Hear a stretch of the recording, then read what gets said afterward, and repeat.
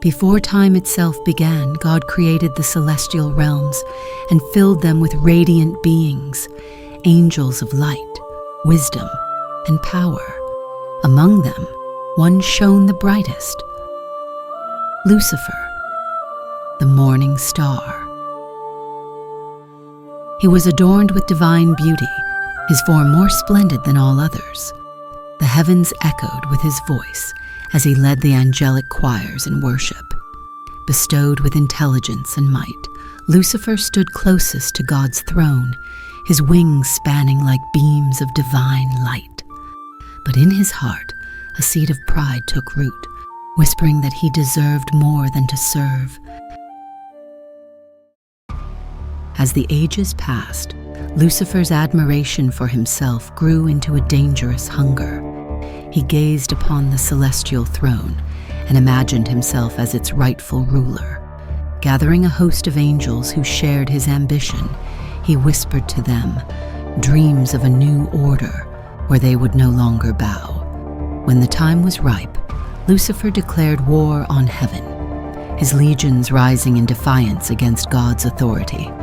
The skies were set ablaze with celestial fire as the forces of heaven clashed. Archangel Michael, the warrior of God, led the charge against the rebels. The battle raged with unimaginable fury. Wings tore through the firmament. Swords of light clashed against spears of darkness. But despite their power, Lucifer and his followers were overwhelmed, their defiance shattered by divine might. Defeated and humiliated, Lucifer and his legion were cast out of heaven, plummeting like falling stars. They descended for what felt like eternity until they crashed into the abyss, a realm devoid of light, a place that would become hell.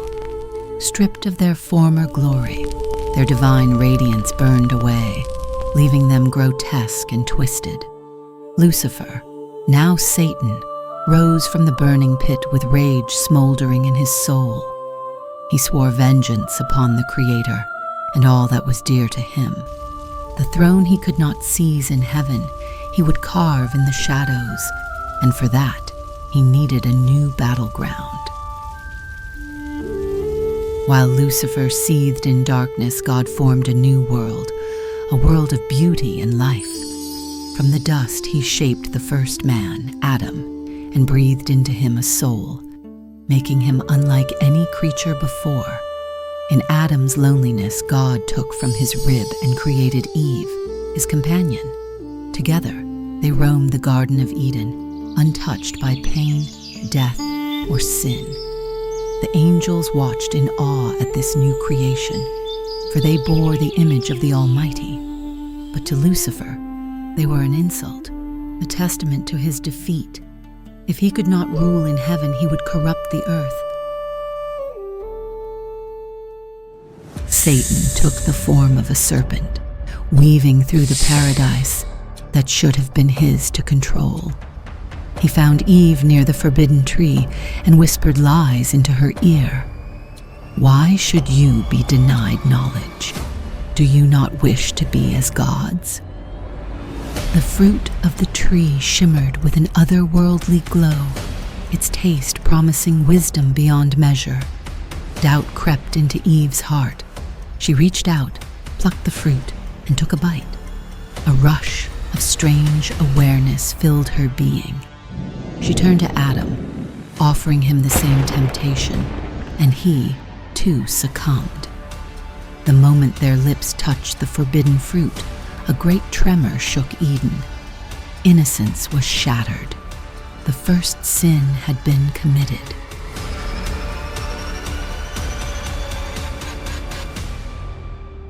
God's presence descended upon the garden, and Adam and Eve trembled in shame. Their nakedness, once pure, now felt exposed and sinful. God called upon them, demanding to know what had been done. Adam blamed Eve, and Eve blamed the serpent, but judgment had already been cast. The serpent was cursed to crawl in the dust for eternity. Eve was given the sorrow of painful childbirth. Adam was doomed to labor and toil for survival. But even in his wrath, God spoke a prophecy that one day a child of Eve would rise and crush the head of the serpent, ending his dominion.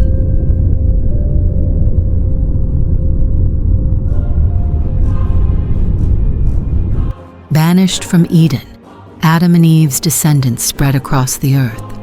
But with them, so too did sin. The sons of men built cities, raised kingdoms, and forged weapons of war. Satan and his fallen ones whispered in the ears of rulers, turning hearts toward greed, violence, and perversion. Among the fallen were the Watchers, angels who defied their purpose and took human women as their own, birthing monstrous offspring known as the Nephilim. These giants roamed the earth, mighty and cruel, consuming all before them. The world fell into darkness, and God wept at what had become of his creation. God's patience reached its end. He chose a righteous man, Noah, and commanded him to build an ark. Through him, life would be saved, while the wicked would be washed away. As Noah worked, Satan and his demons sought to corrupt his efforts, whispering doubt and stirring rebellion. But the floodwaters came, and all was lost. The Nephilim were drowned, the cities of men wiped clean. Satan watched in fury as his influence was temporarily broken. But he was patient, for he knew mankind's nature. In many religions, Satan will eventually be defeated. In the Christian faith, Christ will bring Satan to his final defeat at the Battle of Armageddon. In Islam, Satan's influence will come to an end with the arrival of the Antichrist and the victory of Mahdi. In Jewish sources, there are signs of the final destruction of evil. Hindu texts say that Dharma, cosmic order, will be restored at the end of the Kali Yuga. Satan had been fighting since the beginning, but the divine will would eventually prevail. When Satan was banished from heaven, he set up his kingdom in hell. He was not only a tormentor, but also a tormented being. A victim of his own pride, he was condemned to the consequences of his fall. When sinful souls fell into hell, he welcomed them in raging flames. But hell was only a prison, not his true power. Divine justice would eventually seal his fate too. Revelations in Scripture tell us that Satan will be judged at the end of the world. In the divine court, Satan and his followers will be condemned forever. For humanity, there will be a final choice: salvation or eternal loss. The sky opens and divine light envelops all. Satan, in his last struggles, tries to drag humanity down with him, but justice prevails and light triumphs. The universe is reorganized. Darkness finally disappears. Satan's rebellion fades like a whisper as God's light fills the air. Good has won a decisive victory over evil. Humanity has learned from this struggle that has been going on from the very beginning. The morning star, banished from heaven, is now extinguished, but its story will remain a warning in the eternal struggle of humanity.